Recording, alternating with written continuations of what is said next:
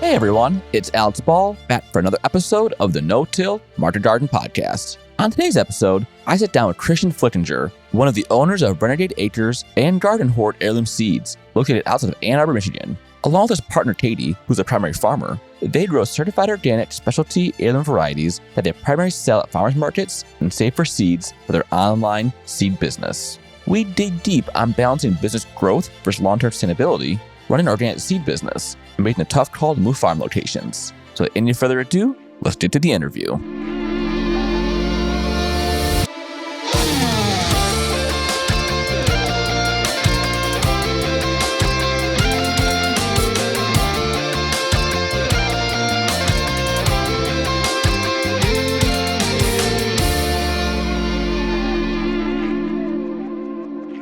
Today's episode is brought to you by Rimmel Greenhouses. Whether it's tomatoes to market, flowers in the spring, or your family's harvest, growing in a greenhouse protected from the weather provides the right environment that you need for a harvest that you can count on. Rimmel Greenhouses are designed for durability and offer the quality that you need to grow productively year-round. Visit rimmelgreenhouses.com to get a quote today. If I may editorialize for a second, I own a Rimmel tunnel. I love it. We built it ourselves, and I really appreciated the quality of the tunnel as well as the customer service we received in the process. So make sure to check them out. Today's episode is also brought to you by BCS America.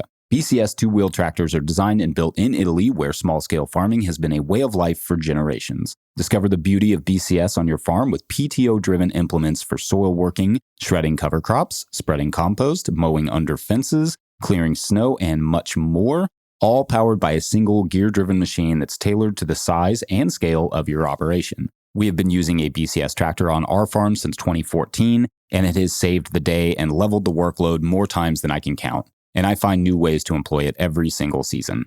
To learn more, view sale pricing, or locate your nearest dealer, visit bcsamerica.com. That's bcsamerica.com. To learn more, view sale pricing, or locate your nearest dealer, visit bcsamerica.com. That's bcsamerica.com. All right, enjoy the show. Well, Chirstian, I'm so excited to have you on the show with me today to talk about your farm, talk about what you're doing. Just do a quick little overlay of your farm name, where you're located, and kind of what your base business model is. Yeah, sure. So Chirstian Flickinger, I co-own Renegade Acres with Katie Flickinger. She is the creator of that farm, that brand, that business. We are located just on the northeast edge of Howell, Michigan, and it's a 7-acre farmstead that we moved to a few years ago after having a farm 15 minutes away in the same city, that we kind of started our farm on and decided we needed a better piece of land after having a few seasons at that piece that it didn't really work out so well. So you started at another lot. How long were you at that one main location until you realized we can't do this in the space anymore?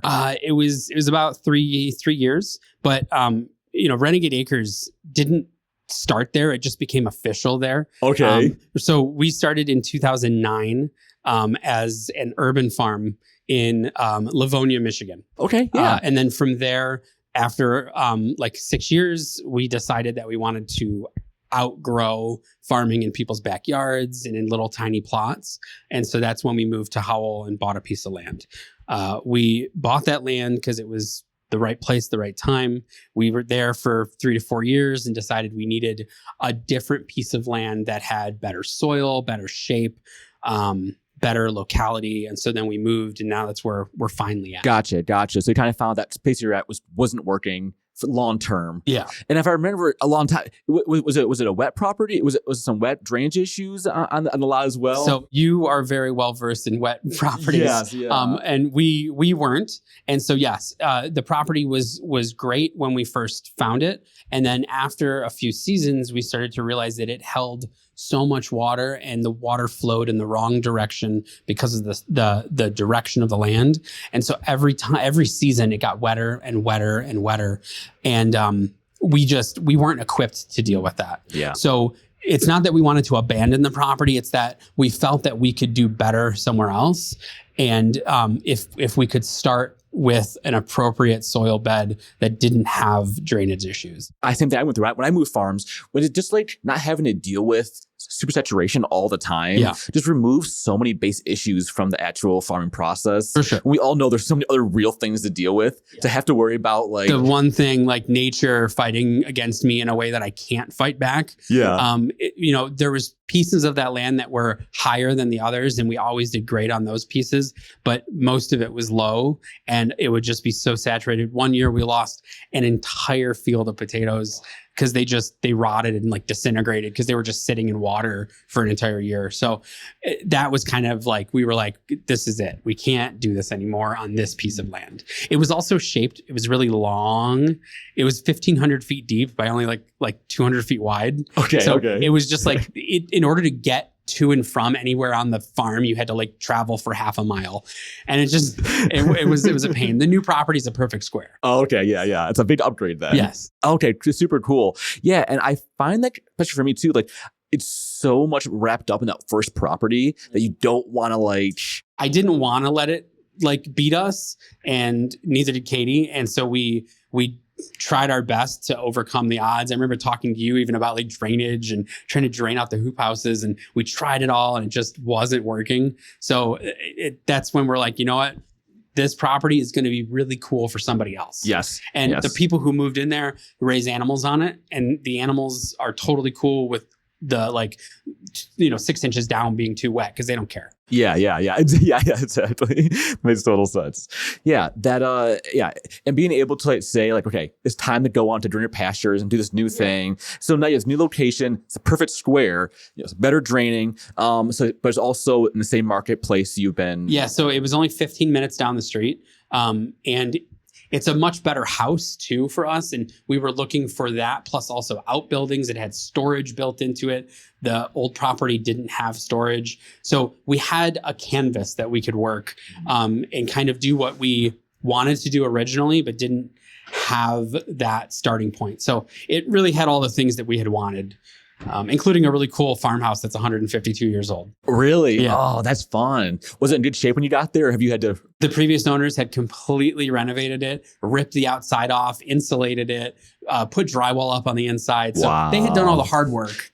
I know other farmers who bought old farmhouses, and they had to do the hard work, and that's a lot to do while farming. So we kind of lucked out. Yeah, that's fantastic. Well, like it's already hard to run a farm full time. Then on top of that, to be a renovator to and own a home and do all the home stuff. Yeah. It's a whole nother level, which that's a whole nother thing in and of itself. We are running a farm at our house. So it's a give and a take between farming versus like cleaning up my house, doing the dishes versus going out and, preparing for frost. There's a give and a take with all that. So no, totally. And I often find that like it can be so hard to get out there and get the work done on the farm when there's like, hot water heaters blowing out or something. Add a whole other layer to the whole for level sure. It's just farming. Another thing that you have to kind of like add to your list of things to do. And what's more important, harvesting that vegetable so I can get it to market, or fixing that hot water heater, or doing the dishes or whatever.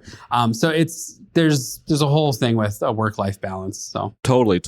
So at the space currently, how many people work on the land? And then what's kind of like the way you move most of your products? So currently we have one full-time employee, one part-time employee. And so it's 4 people who are regularly at the farm every given week during the summer. We move all of our produce and products primarily at farmers markets during the summer. And so that's Ann Arbor Farmers Market, Howell Farmers Market, Ypsilanti Farmers Market. And then we have one wholesale account. It's just for tomatoes during the summer. And then we have a huge seed business. And that is primarily a winter business because that's when everyone's buying their seeds. But it's all summer long. We're getting seed orders and trying to fulfill those while we're farming. So it's another wing of the business. Yeah. So maybe we'll get back to growing in a second, but I want to hear about the seed business a little bit. Yeah. So how does that work? Are you a producer of seeds? Are you growing your own? Are you marketing? What's the whole process like? Yeah. So Renegade Acres was actually born as Garden Hoard Seed Company in 2009. So my wife, the owner of the farm, the creator of everything that we're talking about, started saving seeds from tomatoes in 2009 because her father saved seeds his whole life and kind of like passed that activity onto her. and it became more of a hobby. It turned into like an obsession, and then it became like this business where we wanted to sell all these seeds that we were collecting. Initially, it was trading the seeds, but then we decided we wanted to sell them to people because it's a lot easier to do a one-sided trade, money for seeds versus seed for seeds. So I created a website, and Katie put all of her seeds on it that she had saved. And then it just kept getting bigger and bigger. We kept growing more varieties. We kept saving seeds and selling more varieties. People kept giving us seeds. And we were like a seed library that just kept growing and growing and growing until we became this big seed website that has literally thousands, maybe tens of thousands of different varieties of seeds. And they're all ours. So we aren't reselling a single seed on our website. Okay. It's everything that we've grown over the last 15 years is our seeds. And we have a huge seed library in our house that is all organized by Katie, and people buy the seeds all over the US. We ship them out. And so that's the primary business of our farm is seeds. And in order to get seeds, you have to grow fruit and vegetables. So we're growing all these fruits and vegetables, and we had to get rid of them because you're growing way more than you need. And so we started a farm. So the seed business begat the farm, and now we own Renegade Acres, which is the farm that grows all of the produce for the seeds. Okay, I like that. Okay. But it is 15 years in the making. So it did start in 2009 officially. Yeah. Okay, that's super interesting. Yeah, I don't hear a lot of that way around. Yeah. I don't hear that very often. That's super cool. And we appreciate all the other local seed businesses that we didn't know existed back then that we've met and talked to and shared stuff with. There's Nature Nurture, and then there was A2 Seed Farm, which we really liked their whole thing, and they are no longer a seed business. Green Things Farm Collective, they kind of merged with them, and then they stopped doing the seed business. We have been around for just as long, and it just keeps growing and growing. I think we have maybe over 600 varieties of just tomatoes. Oh, wow. Okay. On the website. And they're all from over the world that we've been saving them. And we sell them every year to thousands of people. That's super interesting. And it seems like a good pairing too, especially with that summer production, that winter time, you can really kind of get caught up and then address that customer a little better. Yeah. So, and our farm season it's a 6-month farm season. We know a lot of farmers who go all year. They do winter. Maybe they go for, 3/4 of the year, and they take off like the really cold months, because Michigan is a unique farming climate. We have a short season as it is, but we will farm from like April through October. And then the rest of the time on the edges of that season is cleanup and prep. And then in the winter, it's primarily seeds. We are taking all the seeds that we harvested throughout the summer and drying them, cleaning them, sorting them, packaging them, and selling them. So okay, and maybe kind of pull this back to how many folks work on the farm. Are a lot of those workers staying on during the winter with that seed packing business? Yeah. So at the height of our business, when we had like 4 or 5 people there, plus me and Katie, the majority of them would stay all winter, just on reduced hours and help us with the seed portion of the business. But we have scaled back, and we have one full-time employee who's primarily there all winter, helping us with the orders, the packaging, and the shipping of all that stuff. That's fantastic. Keep on that whole time as well. That's absolutely really cool. Katie does 90% of all of this, and then me and our full-time employee do the rest. So I really have to hand it to her. She works more than a full-time work week. She works 2, 3, 4 full-time work weeks in a week, and it's pretty impressive. Yeah. I find that the farmers that we put our heads down, and just like keep on pushing through till the task is done. Yeah, it's not a 9 to 5, that's for sure. No, it's not. I had someone once ask me about that. They're like, what hours do you work? Like, no, you just work. There are no hours. No, yeah. Exactly. I'm pretty sure that I've seen Katie work from 3 a.m. to 2 a.m. Before, literally a 23-hour day. Yeah. And that's not uncommon, but it's not healthy to do that all the time.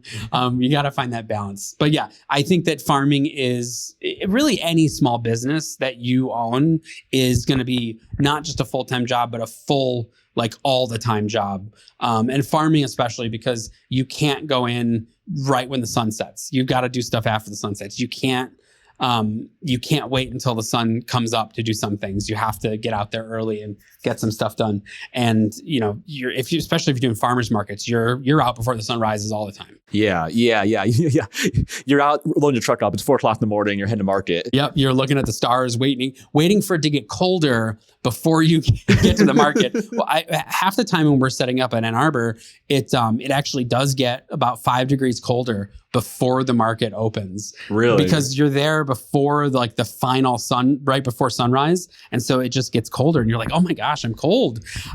Because you got there and it was warm. Yeah. And then the sun hits and you start to warm up. But it's always, I love to stare at the stars when on Saturday mornings, when it's 4 a.m., we're going out and loading the trailer.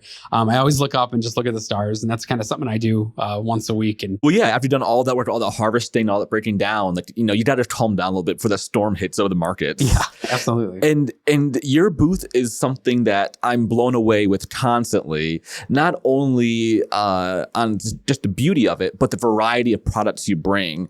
So maybe just to inform folks, what do you specialize with that market? What do you think sets you apart from all the other people? Just folks don't know, the Ann Arbor Farmers Market, it's a competitive market. Yeah, absolutely. It's a pretty big market. So that market was kind of like a goal for us to get into. We were originally just doing the Howell Farmers Market and Brighton Farmers Market. And we were like, we really want to get into Ann Arbor, but there's always all these stories about it. Like it's this mysterious market. Like there's rules you have to apply and it's hard to get into. And look at all the people who are there. They're really cool.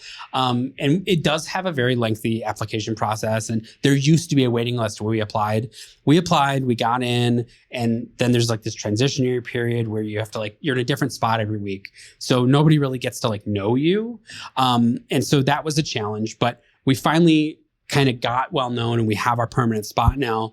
And I will say that it is one of the most diverse markets that we've been to, as far as the quality, quantity, and types of products and all the different farms.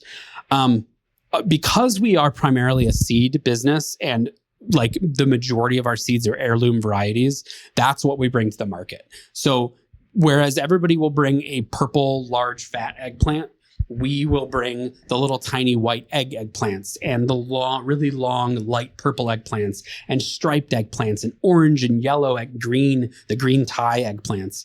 We will bring all those and mix them together. And people will come and be like, what are those?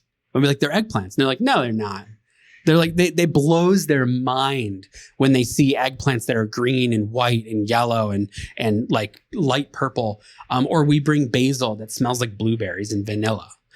We bring basil that smells like black licorice or lemon. And, as farmers, we might know these things, but the customers don't. They've never seen or tasted or smelled lemon basil before. Some people have never seen a tomato that's not red. And this is a big thing in the conventional farming world, where they are trying to educate people just on conventional farm products, like chocolate milk isn't from a brown cow. And that, different types of corn exist and things like that.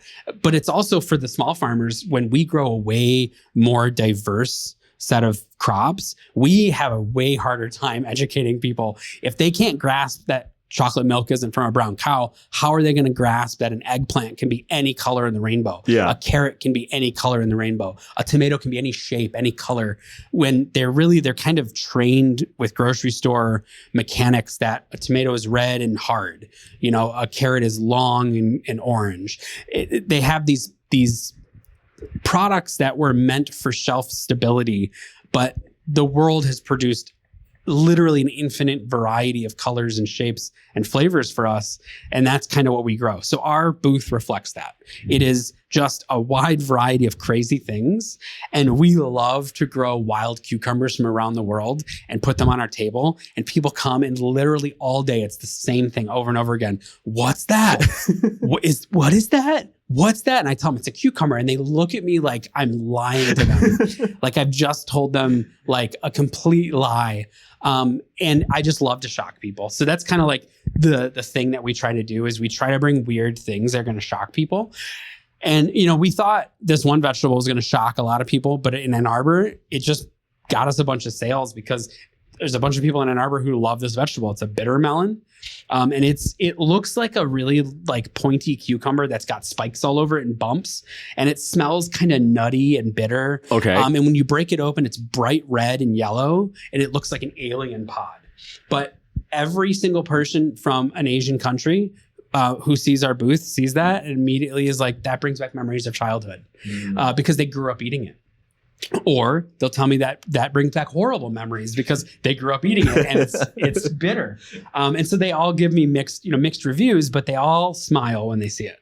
And I love that. I love when somebody from a country that like grew up eating something that we are growing here can identify it and tell me stories about it.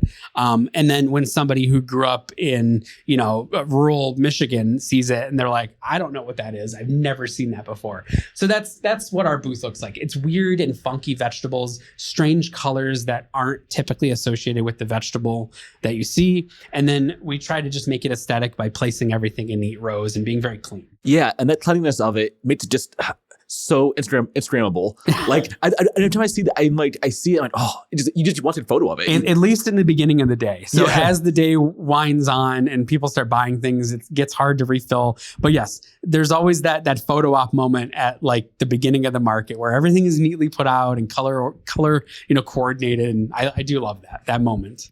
Yeah. So how many markets are you doing now? You said you're doing 2 or 3 markets right now? Yeah. So 2 in person and then 1 online. We do the Howell and Ann Arbor markets in person. And then Ypsilanti has a really, really cool online market that was born out of the pandemic. And it has continued since then. And we love that because it's one less thing we have to physically do, but we can still get really cool produce to people, and especially Ypsilanti because it's a community where they might not have access to those things.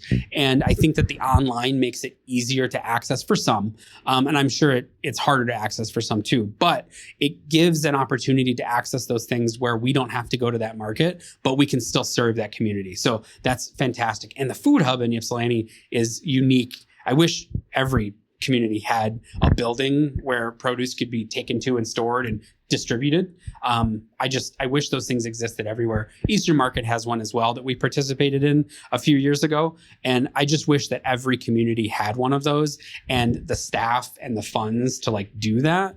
But unfortunately they don't. So I really appreciate Ypsilanti's online market. And then Ann Arbor and Howell are great markets. Howell's great because it's 10 minutes from our house. We can literally wake up late and still make it there on time. And that's kind of like the easy market for us just because it's shorter, it's later, and it's so close. Ann Arbor is the harder market. It's early, it's far away. And then Ypsilanti is like in the middle. It's easy to do, but it is far away. Okay. Yeah. Kind of balance with that. Yeah. And I think, you talked in the past, but a few years ago, you were doing like quite a few more markets per week, 4 or 5 years, I think you were telling me. Yeah. So I think we were doing like 5 markets and it was great and it was horrible. So, I think that every farm has their growth period and they kind of like, they start out slow and they figure out what works. They figure out their niche. They figure out how to do things and they build. And sometimes you have such momentum that you might go too far. And I think we did that. So we were doing so great. We finally got to a point where we had a walk-in cooler, we had wash stations, we had like storage, we had a good workflow. And we had gotten up to like doing 5 markets a week. One of them was Eastern Market, which opens just got awfully early and then closes very late. So your day is like 2 a.m. to 8 p.m. When all is said and done with like prep and packing and driving there, setting up and all that stuff. And that was financially our best year ever, I would say. But mentally, I think it was a huge strain on us. So it was great. And then the next year, we kind of did a little bit less. We still did Eastern Market. And then the next year, we dropped Eastern Market because while it was the best performing market, it was so demanding and so draining to get there. And literally, there's not a break in the entire market where you can even go to the bathroom for a small farmer. I'm sure the big farms who have like 5, 6 people standing at their booth can, trade off. But it was just like me and Katie. And the traffic there is insane. And they put us right in the main stall, not like off in the weird one where you can't get to. It was like right in the main stall, and people were just a constant train of people from like 5 a.m. to 5 p.m. And it was a lot. And at times, it's like, do I even have enough money in my cash box to fulfill, to do this? Do I have enough produce here to even last the whole day? It was a lot. But I loved it in the fact that year we made a lot of money, we made a lot of contacts, we had a lot of opportunities because of Eastern Market. But at the end of the day, we were so tired. I can't even explain to you how tired we were. Being tired at the end of the day is one thing, but this was physically just worn out, dead. And so that's where we kind of stepped back and said, maybe we should do a few less markets. Maybe we should focus on markets that are closer to our home. And offer us a little bit more. And so we kind of readjusted, and we pulled out of another market that just wasn't performing at all. There wasn't any traffic. Yeah. And you said, not only is that physically exhausting, but just the emotional, the mental exhaustion of just being nice to people for hours on end. I could write a book on the customer service aspect of farming. You don't think about it a lot, but if you are doing direct sales to people and not just to wholesale and companies, you have to put on this face and this show to your customers when you're maybe really tired. You've only slept 2 hours. Yesterday, you were out in the field all day. You might be sunburned. Your back hurts. You might have had something that you're thinking about because your crops are failing, and you've got to be really nice to a customer who asks a question that you might have heard 1,000 times. And so customer service is huge when you're selling directly to customers, and doesn't matter what you got going on. You've got to be nice and happy and smile. And you can't snap at them. You can't say something bad. You can't react to a lot of their rude comments. You have to be happy and nice, even if it's just for a $3, pint of cucumbers. Yeah. Because you never know that customer could now be a lifetime customer. For sure. And I appreciate every single customer we have. It's just, at the end of a hard day or end of a hard week, sometimes you don't want to say the same thing for the 100th time. And I know a lot of our customers get what we do, but a lot of them don't. And I think that's with any industry. I look at so many different jobs, and I try to imagine what they're going through every single day. Like at the grocery store, for example, I try to imagine what that person who works at the grocery store is going through. And I don't want to make their day any shittier than it already is. So I'm going to try to be as nice as I can, because I know they have a lot of customers who aren't nice. And they don't deserve that, because they're just there. It's a job, they're just there. It's a job. But we can't, our farm is a little more than a job. It's we live there. It's our house. It's a livelihood. We can't just go to another farm. As the owners of a farm, you can't just go to another farm and say, I don't like this farm, I'm going to go to another farm. The farm employees can, but I can't. So I've got to make the best of it, even if there's a lot of shitty stuff. Yeah, exactly. You still got to double down and make it work. Absolutely. Yeah. So when you went from doing these 5 markets a week, now you're down to 3 markets a week. What was that? What was the big push to do that? What made you decide, hey, maybe we can't do this anymore? Yeah, I mean, so it wasn't that we can't do it, because we totally can. We can do 7 markets a week if we wanted to. There's nothing stopping us. It's just that Katie wanted a better work-life balance. She wanted to have more freedom in her life to do just non-farm things. And so she totally made that her goal, is to have the freedom to enjoy the fruits of her labor, literally and figuratively. She owns a farm. That's her primary business. That's her job, her chosen profession. And she wants to be able to take that and use what she makes from it to have fun, to do what you want to do. Anybody who has a job is doing it to make money. Primarily, there's other reasons to have a job too, altruistic reasons and community reasons and stuff. But you make money at a job so you can pay your mortgage, so you can pay your bills, so you can eat food, so you can do all this stuff. And so she wanted to take that and, live her life. So that's another reason why we pulled back a little bit. And mental health. We we needed to not constantly be go, go, go. We needed to just be go and then like maybe rest a little bit. But there really isn't any rest. But it's like if you're doing something a little bit less, you're resting just by not being at 100% constantly. Yes. So she is focusing a lot on the seed business whenever we are not, at a market, or focusing on farm stuff whenever we're not at a market. So it gives us more time to do stuff at the farm. Yeah, no, totally. And that's one thing, like, we're friends on Facebook, whatever. I see all the time. You're always out at a show, at a concert. I'm like, it also inspires me. Yeah. Because like seeing you guys do your thing and have some fun reminds me that I can go do my thing and have some fun. So, and when we were doing that 1.5, 2 years where we were like 100% farm all the time, not do anything personal or fun. I remember seeing other small farmers, our size, our style, and they were like, oh yeah, we don't do anything outside of the farm. Even in the evenings, we barely have time to eat dinner. So it's like we eat takeout, I always remember that thing where like farmers don't eat healthy because they don't have time to eat healthy. And I find that very interesting because we grow healthy food. We grow lettuce and we don't eat the lettuce. Why? And it's because by the time we're done with our day, the last thing we want to do is chop up that lettuce and make a salad because it takes too long. So we go out and get something unhealthy because it's quick and easy. And when I think about that a lot, I think that's sad. We have a job that is very unique. We're growing food and we can't even eat that food all the time. Maybe sometimes, but like all the time because we're just too busy. So we need to be less busy.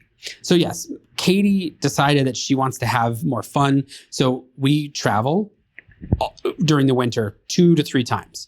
And that's like we absolutely are traveling. It doesn't matter where. It could be in Michigan. It could be out of the state. It could be out of the country. And then during the summer, she no longer is letting the farm dictate what she can and can't do as far as like a concert or an event. It might make it difficult, but she's not going to say no to a concert she really wants to go to or a really cool event that's happening after market on like a Sunday. She's like, yes, we're going. Even if we're tired, we're going to go. Even if this means we're going to get 2 hours of sleep, we're going to go. And we've been doing that the last couple of years. And it's really changed a lot of how we do things and how happy we are that we can kind of like go out, have a good evening together, go see a concert that gets out at midnight, and like still go to the farmer's market at 4 a.m. Yeah. Even though that we're sacrificing like some sleep, we can still do it. So that's been an important part of like forming a work-life balance, is trying to have more life and just a little bit less work without sacrificing the work.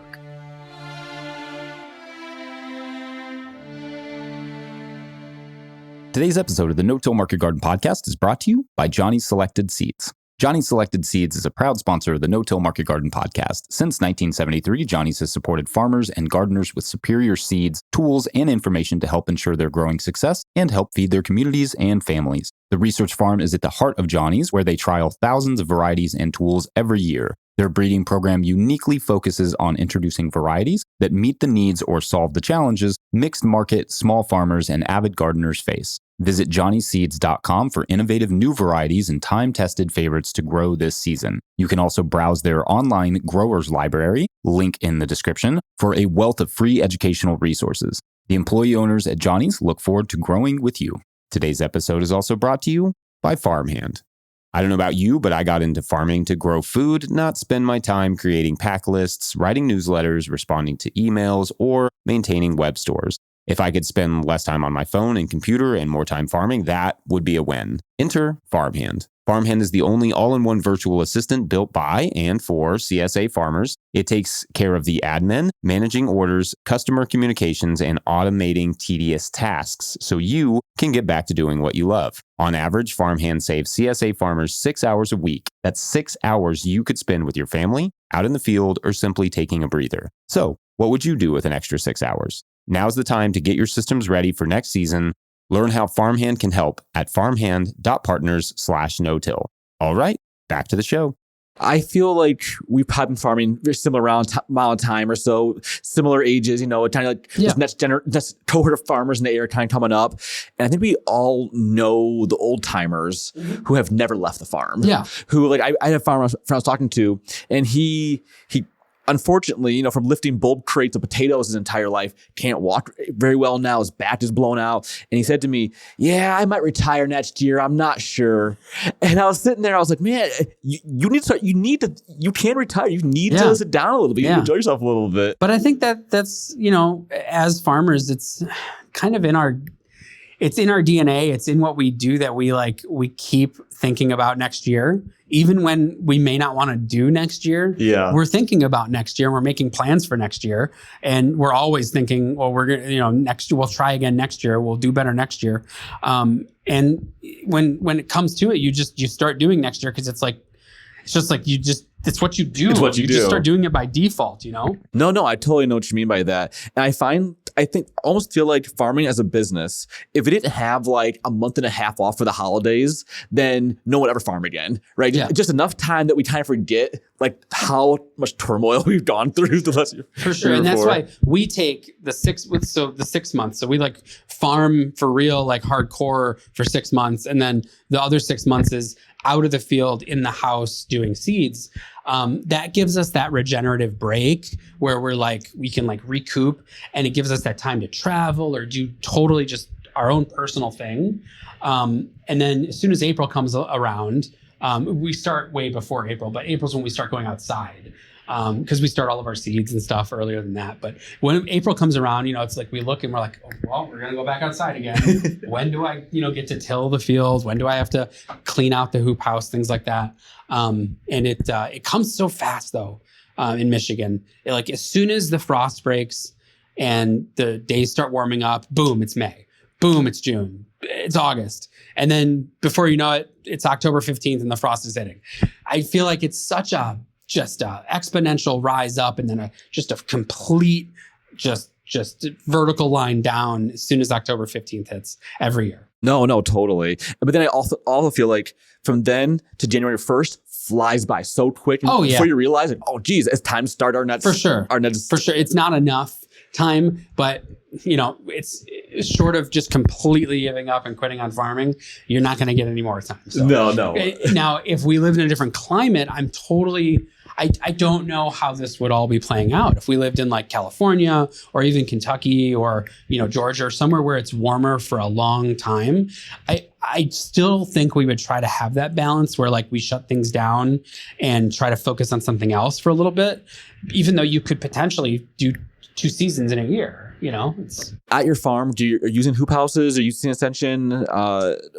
So as soon as we formed Renegade Acres in like 2015, we immediately applied for the hoop house grant through the NRCS because like we were like, okay, we want to do this. We feel like we want to extend our season both front and back, but we don't want to pay for the hoop house because we don't necessarily have like that much capital right now. So we applied for the grant and like I didn't realize how easy it was. It's like you just go in, ask for a number, fill out a form, and like they randomly said, yeah, you were accepted. And so we got a hoop house and we're like, wow, that's amazing. And when it got built, it's a cost share, but you only pay a very small amount.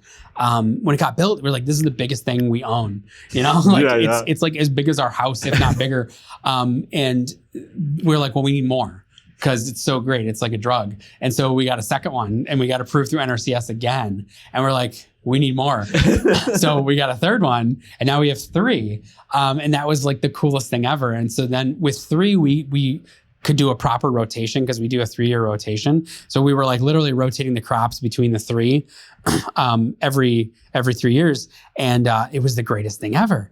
And then we were like, we need more. But we tried to apply for another one and they had like dropped the program from our county and stuff like that. And so like we didn't get it. And we were like, okay, that's fine. When we moved our property 15 minutes down the road, we did not want to leave those hoop houses. Yeah. So just like every other small farmer that we know, we got to be part of the let's move a hoop house crowd. So we know plenty of people who buy used hoop houses and disassemble and reassemble them. And we were like, we can do that. We can tackle that. And so we did it. We took down all 3 hoop houses and we forgot to label all of the parts for what belonged to what hoop house. So we got to the new place. We unloaded them literally in the middle of winter because that's when we moved. And we let them sit there until spring. And we said, okay, let's build these things. Wait a minute. They're all mixed up. So we had 3 hoop houses worth of parts and they were all mixed up. But luckily, they were all very similar builds. So there was only a few parts that were like different and we just kind of like made it work. And we got them all erected again. We put new plastic on all of them and we had 3 essentially brand new hoop houses at the new property. So that was cool. That's fantastic. Yeah. I feel like, when you see like on a marketplace, like hoop house for sale, $1,200, you just take down. It seems so good, but the amount of work wrapped up to it. The amount of work. And someone who's torn down multiple greenhouses, you're there like day 3 up on ladders. It is so much work on so many bolts and so many screws. And like, it feels like never ending. And you also like don't know if you're going to get hurt doing it because these things are just like so big and there's so many parts and they're so heavy and they're sharp and they're just like, it's a massive undertaking. I'll say that much. And I feel like people that I know, like Jacob's Fresh Farm, he has torn down so many hoop houses from other properties and brought them to his. And and 2 Tracks has done the same thing. Just watching them do that, I admire that. The 3 that I've done is enough. Yeah, it's enough.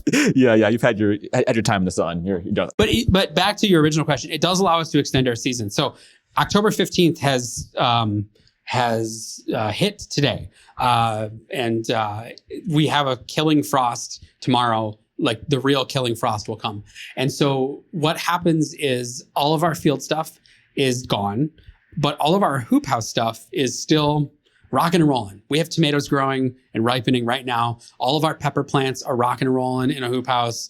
We've got some weird cucumbers and eggplants in there. They may have slowed down because it's not a heated greenhouse, but they're still there. And Katie has this cool tradition where we close up the hoop houses like really tightly, Velcro and tape everything shut when the first freeze comes. And we don't go in those hoop houses after the first freeze until like the first of each month after that. And we go in and we're not doing farmers markets anymore and stuff like that. We go in and we just try to find a plant that's still alive and a vegetable that's still growing. We always have, since we've had hoop houses, have had a fresh farm-grown harvested tomato on December 1st. I love that. So right after Thanksgiving, we will go in and find a tomato that's not like totally frozen or frosted or dead or gross, not rotting, and we will pull it from a plant that is just hanging on, and we will bring it in the house and either let it ripen or it's already ripe and we will eat it. And that is like the coolest thing that she's found that she can do with a hoop house is at least get 1 tomato on December 1st every single year since we put those up. I like that. That's a fun tradition. Yeah. That's really good. And it seems like too, the flexibility of like not doing like a winter green season allows you to push all of those crops much later into the season. So while all of our other friends are ripping out their hoop houses maybe like in September, because like their tomatoes are starting to go or their cucumbers have succumbed to different diseases, we are letting things ride until the end of the season. Our tomatoes go hard until they freeze.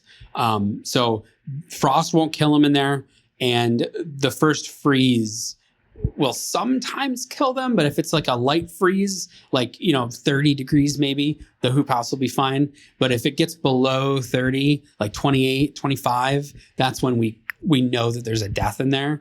And it's always a sad morning when we go in and we like look, everything's black and melting. But it allows us to extend our season well past our typical farmer's market season. So we usually are the last ones in the market with tomatoes. That's fantastic. Yeah, and I found, especially for Michigan, October 15th is pretty normal for our first frost date. But then we also could have like, it's really 70 degrees, I think, like in 4 days. We have some nice weather coming up still past that. Yeah. Right now we're getting like a dip in weather. Yeah. It might be hurricane related, but it's going to be really nice right after, like next week. It's going to be in the 60s, 70s. It's going to be beautiful outside. So the tomatoes in the hoop house are going to love that, and we're going to get some nice ripening. And we're hoping that we'll have some tomatoes into November by letting the weather kind of keep warm. And we always go out there right before the freeze date, and we will just pull everything, pull the fruits and vegetables, and then like unripe tomatoes, unripe peppers. We'll let the tomatoes ripen up and we'll sell them off on the Yipsy market. And then we will take the peppers and dehydrate them and do stuff with them. So, okay, cool. That's fantastic. So I'll find a way to use every single thing and even like, okay, all cool. the way till the end of the season. We don't let nature take any of that from us. We will take it before nature gets it. That's for sure. We were just out the other night when we had that mini frost. We were out with headlamps on until midnight, pulling all of our shishito peppers off the plants and those all died the next morning. So we got like 2 crates full of shishito peppers, and that's great because nobody else has shishitos right now, but we do. We have fresh shishitos right now that were field grown. That's fantastic. That's super cool. Yeah, and I bet just people extend that at the end of the season like that and kind of capture those last few months of sales is probably really beneficial, especially. Oh yeah. And kind of going back to what you were saying earlier about your seed company, when do you process all of that fruit to then? Yeah. So the best way that we've found is not to wait. We've tried that. We've waited and it doesn't work too well. But so we try to harvest seeds throughout the year now. So whenever we get the tomatoes, when they first start like going crazy in the field and in the hoop house, we will pull select tomatoes from every single plant and mark them for seed. And then throughout the week, either Katie or her employee or me will process those tomatoes and get the seeds out. And then flowers, we have to wait until the end of the season because their natural cycle, they flower, they die, the seed pod forms.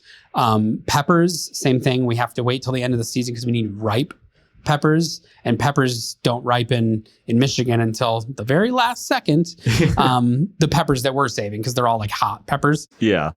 But we will save seeds from sweet peppers early in the season. But it's basically when the plant gives us the seeds is now when we do it.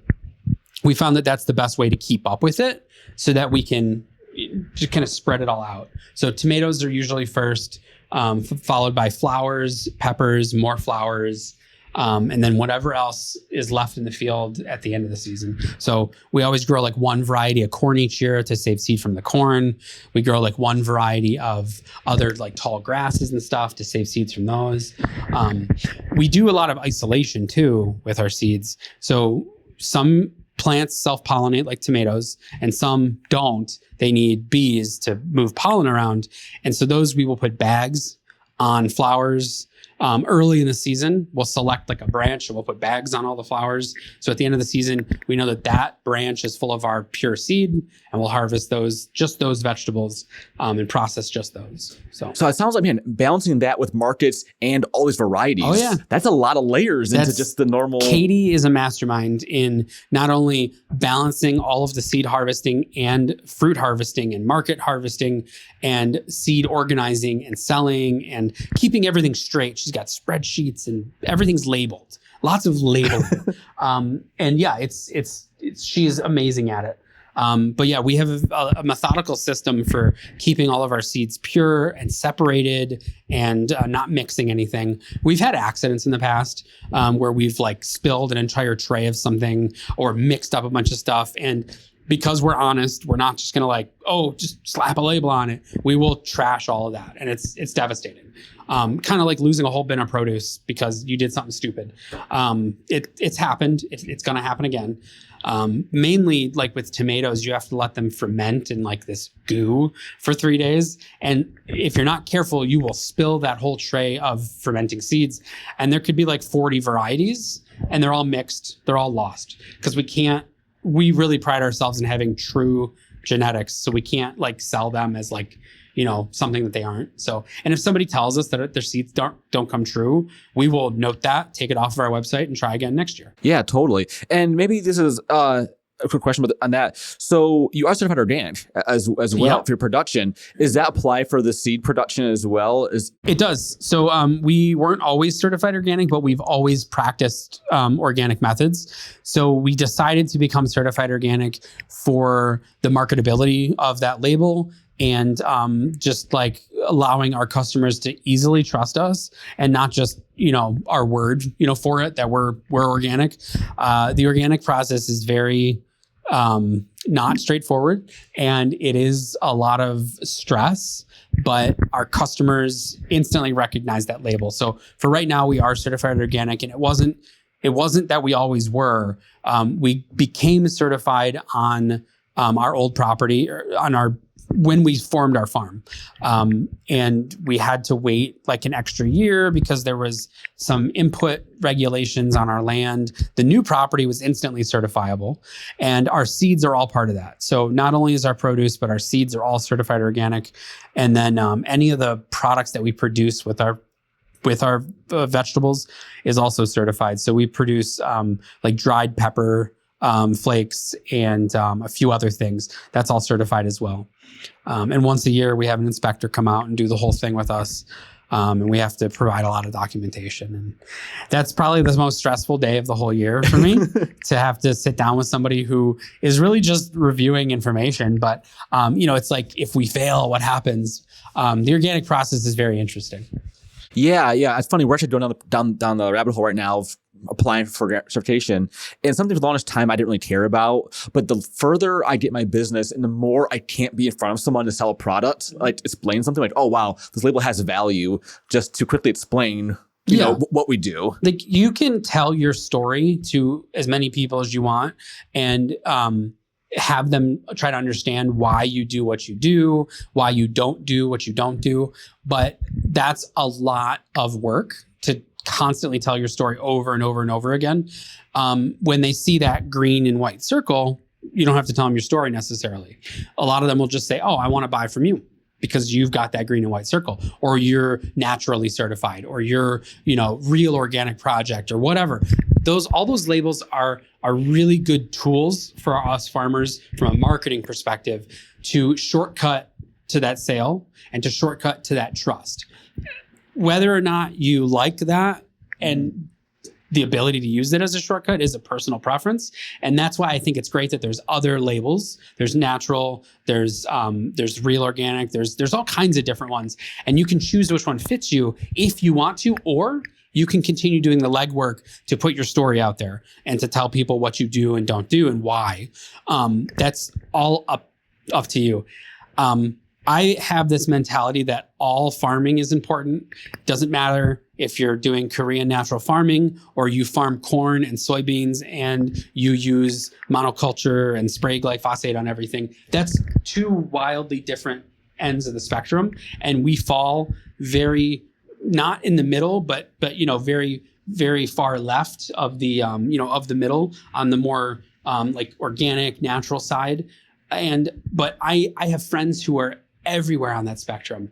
And I think it's important that they all have tools to get their product out there, whether it's, easy access to a grain elevator for that monoculture guy, or easy access to a food hub and easy access to marketing tools for us, us small, diverse farmers. I think it's all important. Whether I agree with your practices or their practices matters only in conversation and like politics between, us friends, but I don't think it matters a lot to the whole idea of farming, because we all have a place. I cannot feed like tens of thousands of people, but that one corn farmer who grows tens of thousands of acres of corn might be able to. And I want those tens of thousands of people to be fed by his corn, because that's the best way to get that much corn. But it's not the best way to get my tomatoes, because my tomatoes you can't grow on that scale in that way. And so that's kind of like why I'm differentiated. And, behind closed doors, I might give him shit for how he does his farming, but I'm not going to do it in front of a customer. I never try to badmouth another farming practice or another farmer in front of a customer, because that's not my place. And I don't like to get politics involved in the sale of produce, though I might get involved in politics of farming in policymaking and with other farmers. That's the place for that, not in front of the customers. No, I totally agree. And anytime we can get someone to like support any type of local grower, doesn't matter what kind of scale is or what they're doing. We can kind of like move the the bar, one more direction closer to something more local. And we all can utilize a lot of the same tools. Like the big farm organizations have put a lot of laws in place that we can actually make use of as small farmers, which is really cool. But they've also put laws in place that don't allow small farmers to get a leg up. So it's important that we come to the table and say, we are also here. We're only 6 acres and we do matter. And what we do is just as important as the guy with the tractor that's bigger than my house and the field that is as big as a city. No, totally. Yeah. And I think it's so hard for a lot of growers, especially in the micro scale. Again, you say micro scale, people get self-conscious. It's like, I'm not doing this, I'm not doing that. But it's like, if you're feeding people in a community, I think that's really the first baseline. I used to be self-conscious about telling people how big the farm was. It's real small. But then I realized that I work the same, Katie and me work the same number of hours as the guy with the 10,000 acres farm, because there's only 24 hours in a day. Yes. So he's out there from sunrise to sunset or sunrise to midnight, and Katie's out there from sunrise to midnight, the same exact time. So we all work the same hours. We all have the same purpose. We just go about it a little bit differently. Yeah. It's funny. I had a friend of mine and her father ran like a multi-thousand acre farm in North Dakota. They're doing like different type of like bird seeds, whatever. But whenever I talked to him, he was always so interested in what I was doing. Yeah. And it blew me away that someone would be interested about what I was doing. But to him, the idea of like year-round growing salad mix under plastic, and then people was like, wow, what an interesting idea. Right? Yeah. And to me, the idea of like, he was telling me, to get to my field, I have to drive 4 hours just through this field. Right, exactly. And that blew my mind. I mean, the way that they do irrigation blows my mind. Like, I wish I could do that on my scale. The way that they do, just the way that they're able to harvest things so mechanized, I wish I could do. There's a lot of things that they bring to the table that I wish I could do. And, always striving to make efficiencies, whereas they have a lot of efficiencies built in because it's at scale. We're not at scale. We're so tiny. We have to like make things fit our tiny scale. And then we also have to, we're selling a lot less. We might have 5 crates of something, whereas they might have 5 truckloads of that same thing. But I have to still sell it and make an income for me, and he has to sell it and make an income for him. So how do we do that? Well, they sell it wholesale to a distributor. We sell it directly to a customer. The price points are way different. That's kind of how that works. So you can make a living doing the small scale, and you can make a living doing the big scale. It might even be the same living. When you get down to brass tacks, it might be the same numbers. No, it's funny because like Eastern Market, the same time you're pulling up and loading your 5 crates of tomatoes, there are semis from farms all around the state of Michigan unloading pallets and pallets and pallets of tomatoes. I don't know if you've ever been to the midnight wholesale market. I have, at Eastern Market. It blows my mind seeing that stuff. Yeah. Yeah. And like, first of all, Eastern Market's in downtown Detroit. It's one of the biggest markets in our state on the east, on the south. It's one of the biggest in the country. And oldest too. It's an amazing, it's amazing. Yeah. It's also a madhouse in the sense of just like how many people are there. It's insane rush.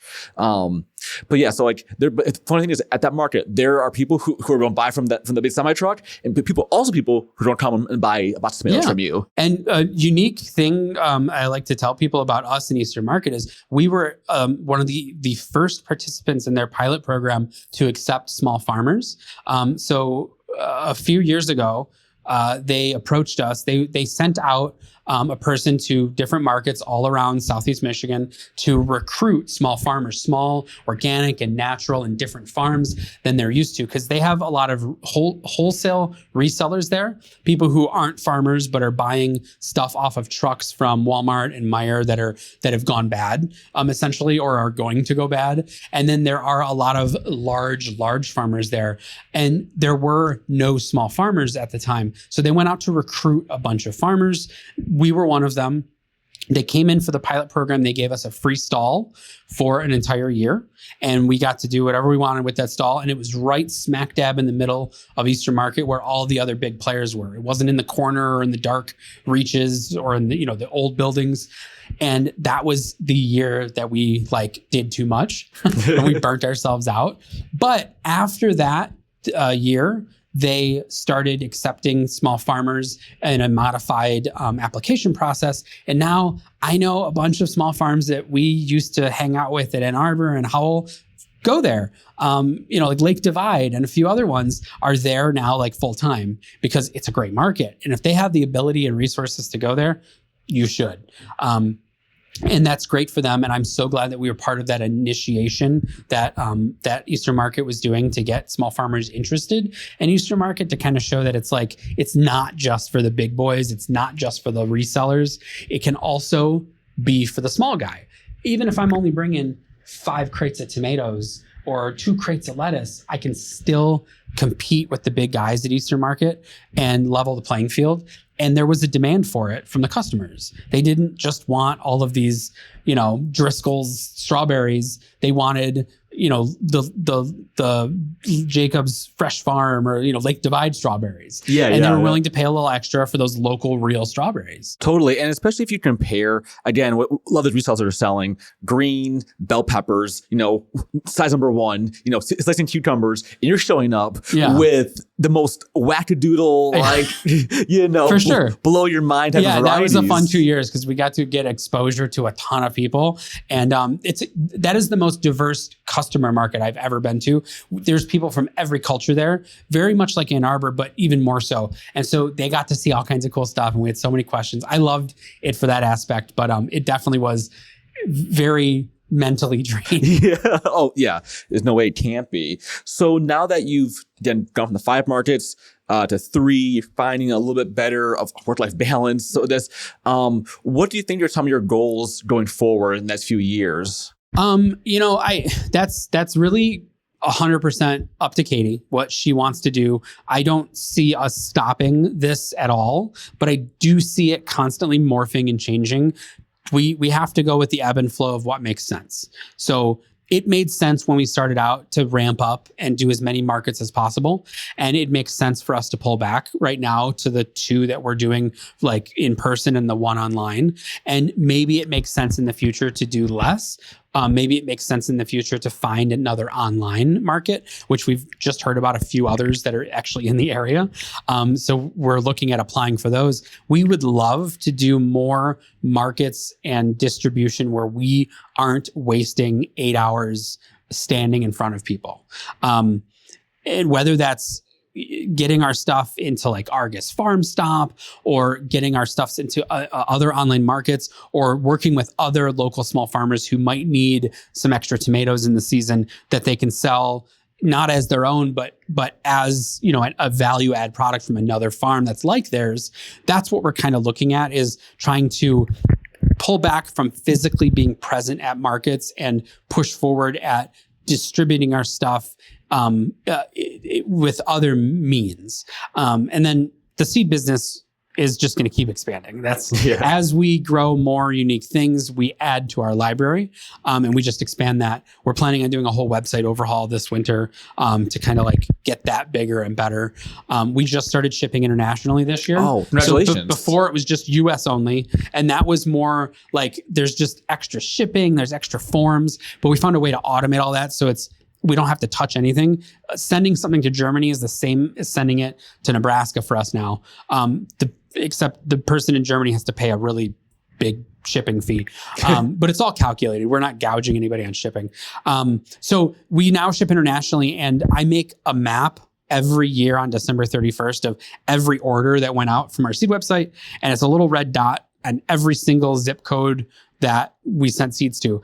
And I finally got to do a world map, and it was really cool to see just like, this is our first full year doing it. So it'll really be cool to see this year's map on December 31st. Last year's map had like a couple in Europe, one in Australia, things like that, and like Africa. But we're going to this year make the map, and it's going to just be a globe, and we're going to see all these dots all over because we've been shipping a lot of stuff to a lot of different cool countries. So that's so awesome. And it's fantastic you have these outlets built into your business that aren't just like serving the people 10-mile radius from you. Yeah. And while I think that that's great, and that's why we love the Howell market, I think it's really cool to be able to expand and send food and stuff that allows people to grow food all over the world. And in Michigan, like I said earlier, I really wish that there was more food hubs and food distribution that catered towards that small, niche farmer, because we don't necessarily have the resources to spread our food out all over the place. I don't have a trucking network. I don't have, a wholesale distributor that goes nationally. I don't have the produce to do that. So that's why if we can have a food hub that will pick up or allow drop off, and then they can spread that stuff out. It's like I have a 10-mile radius around the farm and a 10-mile radius around the food hubs. And so now I'm in 4, 5, 6 different cities in Michigan, and I don't have to do a ton of legwork.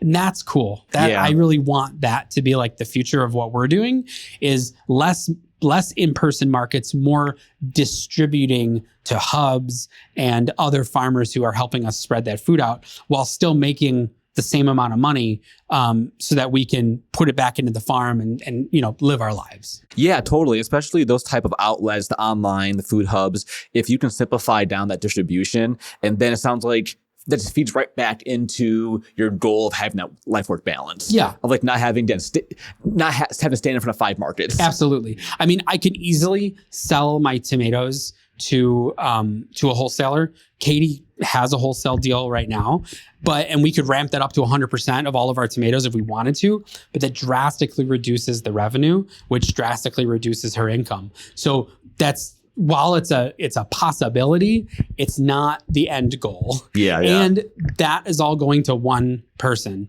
This wholesaler makes a product out of all of it. So that's going to that one person. And then our name is removed from it in the final iteration. I would love for everyone to be like, oh, this is a Renegade Acre tomato, and they're in Detroit, or they're, in Flint, or they're somewhere else in Michigan and they're eating a Renegade Acres tomato. I don't have dreams of a tomato of mine making it to California, but I would love to serve, especially like underprivileged communities that don't have access to that kind of stuff, which is why I love Ypsilanti's food hub and online market, because we can bring the tomatoes there when it's not a market that we can like go to on the dates that they have their market. So that's just phenomenal to me. And I love every time we walk into that food hub and drop our stuff off. They've got like 2 big coolers and, tables and a full-time employee who like sorts all the stuff. So that's really cool. Yeah. It's fantastic. I think I've seen a lot of nonprofits during COVID and post-COVID who've done type of food hub models. And it's like there is a demand for that. And I think a lot of people want to get involved in farming or food distribute or local food. And they think, okay, I'll start a farm. Well, there's so many other ways to get involved in local food than besides just starting your own farm. Don't necessarily start a farm, start a food hub. Exactly. Yeah, exactly. It's a lot less back breaking work. But I'm sure there's a lot of other stress in that kind of a job. Yeah. But I would love to see more food hubs or food distribution or online resources for small farms to get their produce and their stuff to a wider market. Yeah, for sure. Well, Chirstian, I really appreciate you talking to me about your farm. You and Katie are doing amazing things. I hope to want to get out to the space and, hopefully in the summer I can come down and check it out sometime. Yeah. Definitely when it's more like, beautiful and in production, or maybe come the day after we prep our beds, the day after everything is mowed and perfectly clean, come on Instagram day, and you'll be really impressed. And then you can just view the photos that we filter out for Instagram after that. But yeah, I definitely would love to have you out next time everything's looking perfect. Awesome. Yeah. And we'll drop a link to your seed business, Garden Hoard, in the show notes. Folks can just check it out. Yeah, absolutely. Thank you very much. A huge thanks again to Chirstian sitting down with me to talk about his and Katie's work at Renegade Acres. These two are a personal inspiration to me for their work-life balance and for prioritizing taking care of their own individual needs while also killing it at the farm game. Surviving the long haul as first-generation farmers is extremely challenging. You have to find healthy ways to cope and take care of yourself if you want to make it. If you want to learn more about their farm, check out their online seed catalog. You can do so at gardenhoard.com or on their Instagram. If you want to connect with me directly, you can do so on my Instagram at Old City Acres. Have a great day, y'all. Try not to work too hard, and thanks for listening.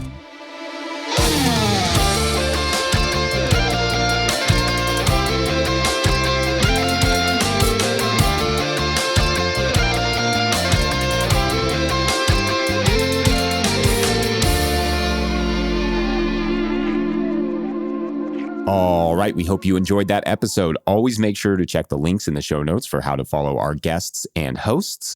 The No-Till Market Garden podcast is a free show that is supported by folks like you who contribute every month over at patreon.com/no-till-growers.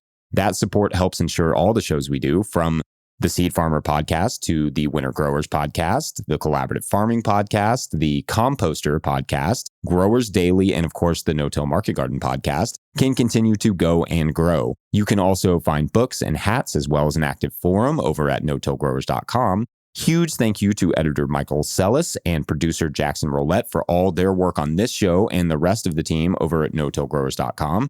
Otherwise, thank you all for listening, and make sure you are subscribed wherever you're hearing this so you don't miss the next episode of the No-Till Market Garden podcast. See you then.